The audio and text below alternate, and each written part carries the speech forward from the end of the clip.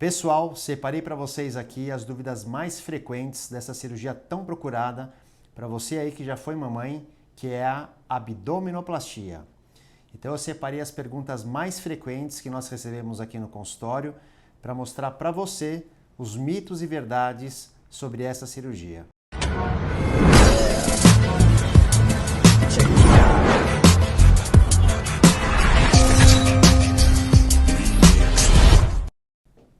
Se cirurgia plástica for um assunto do seu interesse, se inscreva aqui no meu canal, compartilhe com aquela sua amiga, com aquele seu familiar que pensa em fazer uma cirurgia plástica também. Eu sou o Dr. Marcelo Di Martino, cirurgião plástico, atuo aqui na cidade de São Paulo e vamos conversar então agora sobre as dúvidas mais frequentes que eu recebo das minhas pacientes sobre essa cirurgia. Então vamos lá para a primeira dúvida mais comum. Doutor, qual que é a diferença entre lipoaspiração e abdominoplastia? Então, a lipoaspiração é aquela cirurgia indicada para pacientes que não apresentem flacidez de pele no abdômen. Então, se você tem uma pele do abdômen mais firme e apenas excesso de gordura, você é uma candidata à lipoaspiração. Agora, você que teve gestação, apresenta flacidez de pele no abdômen, estrias no abdômen, você já teve um grande emagrecimento também e apresenta flacidez, então você é uma candidata à abdominoplastia. Então imaginem só que na abdominoplastia nós vamos retirar todo o excesso de pele e de gordura que vai do umbigo até a tua dobrinha acima do púbio, a tua cicatriz da cesárea. Então na abdominoplastia, além de retirar a pele, nós corrigimos também o afastamento da musculatura, que é a diástase muscular. Na lipoaspiração não, você tem a pele firme, eu vou retirar apenas a gordura que está abaixo dessa pele e essa pele vai ter uma capacidade de retração, de contração. Então precisa ser uma pele boa, sem estria. Então normalmente a lipoaspiração é indicada para pacientes jovens que não tiveram gestação, que não têm estria no abdômen. E a abdominoplastia, a cirurgia indicada para pacientes que têm flacidez nessa região. Bom, então vamos lá para a segunda dúvida mais frequente. Toda abdominoplastia precisa de lipoaspiração? Então, na grande maioria dos casos, nós associamos a abdominoplastia, retiramos toda aquela pele da região do abdômen, corrigimos a flacidez muscular, mas não adianta só tratar o abdômen e não tratar a região da cintura, região das costas, eventualmente a tua face interna da coxa, teu braço, realizar um enxerto de gordura no glúteo. Então, em mais de 90% dos casos hoje, além da lipoaspiração, nós associamos uma lipoescultura de contorno corporal. Então, em que casos que nós não realizamos a lipoaspiração? Então, pacientes extremamente magras que não apresentem excesso de gordura na cintura ou em outras regiões do corpo, estão num peso ótimo, apresenta só aquela flacidez no abdômen, aquela pochete, a barriga estufada, abaulada, mas é magra. Esses são casos que não precisamos associar à lipoaspiração. Vamos lá para a terceira pergunta mais frequente. Vamos lá. Abdominoplastia é uma cirurgia para emagrecimento? Qual o peso ideal para realizar essa cirurgia? Então, a abdominoplastia não é cirurgia para emagrecimento. A abdominoplastia é uma cirurgia para tratar a sua flacidez de pele e a sua flacidez muscular. Se você estiver acima do peso, provavelmente seu resultado não vai ficar de acordo com aquilo que você imagina. E, além disso, pacientes acima do peso apresentam um aumento no risco de complicação. Então imaginem só que para realizar uma cirurgia de contorno corporal, você vai pegar lá o seu peso, dividir pela sua altura ao quadrado e você vai encontrar um índice chamado IMC, que é o índice de massa corpórea. Não é recomendável realizar essa cirurgia em pacientes que tenham esse índice acima de 28. Por quê? Porque além do resultado estético não ficar bacana, você pode aumentar o risco de complicação, principalmente a trombose. E além disso, além de aumentar o risco de trombose, as pacientes que apresentam o sobrepeso, ou seja, o IMC acima de 25, elas apresentam também o excesso da gordura visceral. Então é muito comum, às vezes, você andar na praia e observar mulheres que realizaram abdominoplastia, que tem aquela barriga sem sobra de pele, mas aquela barriga estufada. Por que que isso acontece? Acontece porque essas pacientes operaram acima do peso ou engordaram após a cirurgia e apresentam excesso da gordura visceral. Então é muito importante pacientes que pensam em realizar cirurgias de contorno corporal que mudem o hábito de vida. A cirurgia não vai ser a solução eterna para o seu problema de excesso de gordura. Então a mudança na alimentação, a mudança nos hábitos de vida, atividade física farão toda a diferença no seu resultado depois. Bom, vamos lá. Quarta pergunta mais frequente aqui no consultório. A abdominoplastia tira todas as estrias e cicatrizes do abdômen? Então, como eu já expliquei, a abdominoplastia vai tirar todo aquele excesso de pele que vai do seu umbigo até a dobrinha acima do seu púbio ou sua cicatriz da cesárea. Vocês vão ver uma fotografia que a gente vai colocar aqui. Então, toda essa pele que está envolvida nessa marcação cirúrgica, ou seja, entre o umbigo e a cicatriz da cesárea, essa pele vai sair.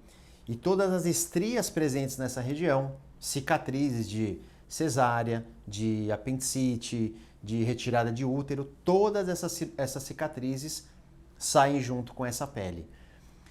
Qualquer cicatriz que você tenha na porção acima do umbigo ou estrias acima do umbigo, elas não sairão na cirurgia, mas elas serão tracionadas para a sua região inferior do abdômen.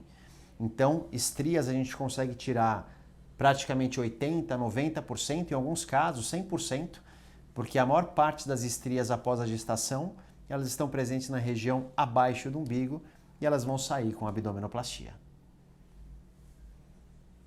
Bom, vamos lá para a quinta pergunta mais realizada. Doutor, qual o tamanho da cicatriz na abdominoplastia?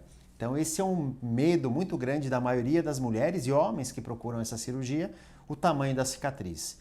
Como é que vai ficar essa cicatriz no pós-operatório? Então o tamanho da cicatriz ele é proporcional à flacidez de pele.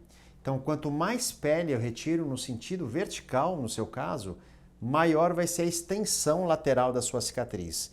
Pacientes que têm uma flacidez de pele pequena, normalmente nós conseguimos realizar uma cicatriz menor, e pacientes com uma flacidez de pele maior, e principalmente naqueles pacientes que emagreceram muito, perderam 40, 50 quilos, muitas vezes a cicatriz precisa se estender para a região da cintura e muitas vezes para a região das costas, que é a chamada torsoplastia, uma cirurgia que eu gosto muito de fazer, principalmente em pacientes que tiveram um grande emagrecimento. E como é que vai ficar o aspecto dessa cicatriz? Por que tem cicatriz de abdominoplastia que fica muito fininha e outras cicatrizes ficam alargadas? Então, tudo isso vai depender, primeiro, da questão genética. Essa é a mais importante. O segundo ponto é o quanto tensa ficou essa cicatriz.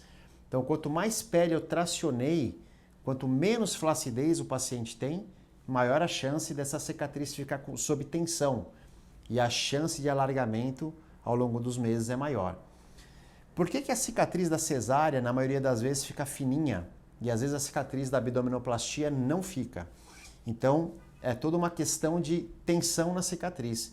Na cesariana, a paciente tinha uma barriga bem grande, nasce a criança, quando o obstetra faz o fechamento dessa cicatriz, é uma cicatriz sem tensão, porque a pele está totalmente amolecida ao redor da cicatriz. Então, na maioria das vezes, a cicatriz da cesariana fica fina porque não tem tensão. Agora, na abdominoplastia, o processo é o contrário. Eu tiro pele e crio uma tensão exagerada na cicatriz. Em média, 10% das pacientes podem apresentar algum grau de alargamento. 90% das cirurgias de abdominoplastia apresentam cicatrizes fininhas. Mas, doutor, e aquela pomada, e aquela placa de silicone, creme, tudo isso vai ajudar a melhorar a minha cicatriz? Depende. Pomadas hoje contribuem com um fator muito pequeno na melhora da sua cicatriz. Então lembra que eu falei, a primeira questão é a questão genética, a segunda é a tensão na cicatriz e talvez, na minha opinião, a menos importante vai ser a pomada que você vai usar. Obviamente isso vai te ajudar a recuperar e hidratar a cicatriz mais rapidamente, mas o mais importante é a tensão e a questão genética.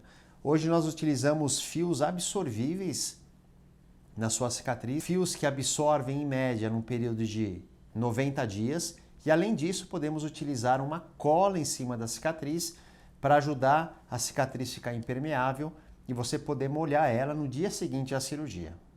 Tudo isso são fatores que vão contribuir para que você tenha uma cicatrização mais adequada. Bom, vamos lá então para a sexta pergunta.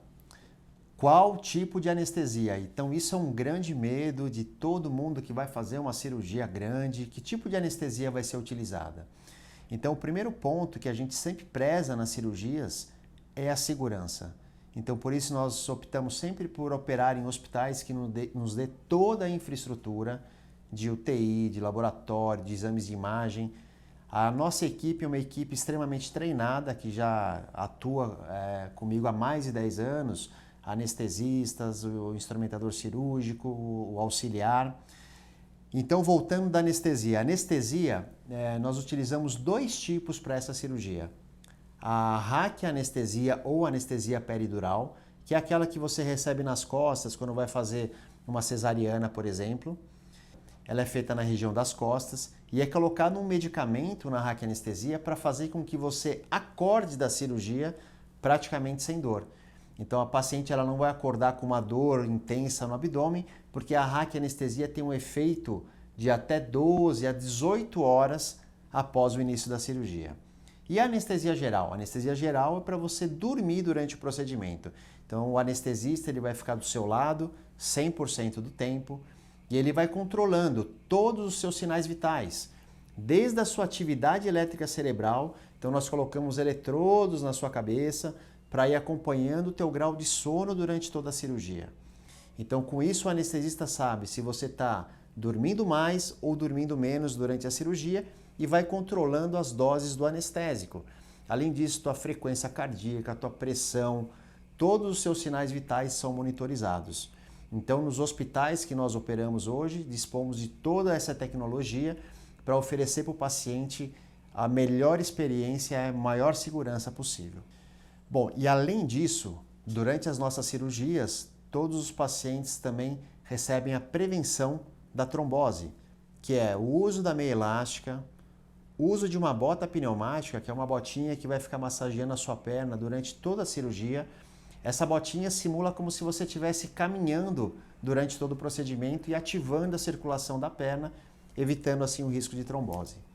E além disso, no pós-operatório da abdominoplastia é muito importante usar o anticoagulante, que são algumas injeçõezinhas que vão deixar o seu sangue mais fino e evitar a formação de coágulo, melhorando a segurança no seu procedimento.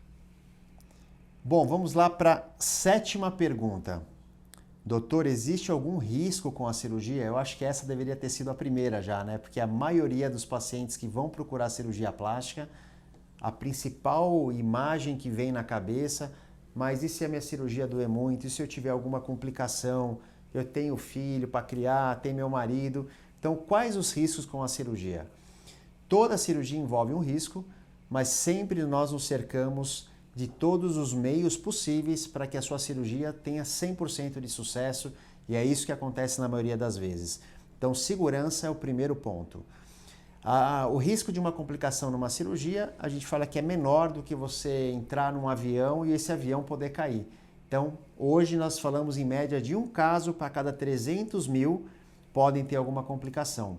Se os seus exames estiverem todos ok, se você não fizer nenhum uso de medicamento que contraindique a cirurgia, se você estiver dentro de um peso ideal, sua saúde for boa, a chance da sua cirurgia complicar é extremamente pequena, um caso para cada 300 mil. Bom, então por isso que eu já comentei com vocês que nós optamos por operar em hospitais que nos dê toda a infraestrutura, exames de laboratório, UTI, exames de sangue, equipe treinada, para que a sua cirurgia tenha 100% de sucesso. Hoje a nossa média na clínica é que a cada 10 pacientes que nos procuram, 7 têm indicação de operar, 3 não estão na condição ideal, pode aumentar o risco de complicação, então nesses casos o melhor é não operar. Principalmente se você estiver acima do peso, teu risco de trombose aumenta, se você fumar, se você tiver uma hipertensão não controlada, uma diabetes não controlada, até um exame de tireoide não controlado, tudo isso pode aumentar o risco de complicação. Então o ideal é realizar toda essa triagem e a paciente estar 100% preparada para realizar o procedimento. Bom, pessoal, vamos lá para a oitava pergunta então. Por que algumas pacientes andam curvadas e outras não após a abdominoplastia. Então, pessoal, vocês já devem ter conhecido alguém que operou e viram essa pessoa andar curvada após a cirurgia. Como nós retiramos o excesso de pele e realizamos uma tração em direção ao pub, para que essa cicatriz não sofra uma sobrecarga, uma tensão muito excessiva, muitas vezes nós orientamos a paciente a andar curvada por um período médio de 7 dias. Mas por que tem médico que pede para não andar curvada? Então aí depende de vários fatores. Por exemplo, um paciente que perdeu muito peso, tem uma pele muito flácida e a tração dessa pele é muito tranquila durante a cirurgia, a tensão na cicatriz vai ser menor. Muitas vezes eu oriento esses pacientes no dia seguinte à cirurgia a já andar retos. Agora, aquela paciente que não tem tanta flacidez e a cicatriz fica mais tensa, aí ela precisa andar durante um período mais ou menos de 7 dias nessa curvatura para diminuir a tensão na cicatriz e evitar o risco de abertura de ponto ou alargamento futuro. Bom, então, além de andar curvada, muitas pacientes precisam também dormir na posição semi-sentada ou levemente curvada, para evitar a tensão na cicatriz. Então, o dormir curvado, na maioria das vezes, é pelo período em torno de 2 semanas, e aí nós disponibilizamos de 2 opções, ou a utilização de almofadas específicas para abdominoplastia, vocês vão ver a imagem aqui, ou pacientes que têm algum espaço em casa, a melhor opção, sem dúvida nenhuma, é o aluguel da cama hospitalar, que ele vai proporcionar para você um conforto muito maior no seu pós-operatório. Você vai ter um controle remoto que consegue subir o dorso da cama, abaixar a altura e ficar muito mais independente no pós-operatório para poder levantar sozinha, sem precisar pedir ajuda. Quando você está deitada naquelas almofadas, né, é mais difícil, você sempre tem que pedir para alguém vir, colocar a mão nas suas costas para ajudar a levantar, e com a cama hospitalar realmente vai facilitar muito o seu pós-operatório. Bom, pessoal, vamos lá para a 9ª pergunta.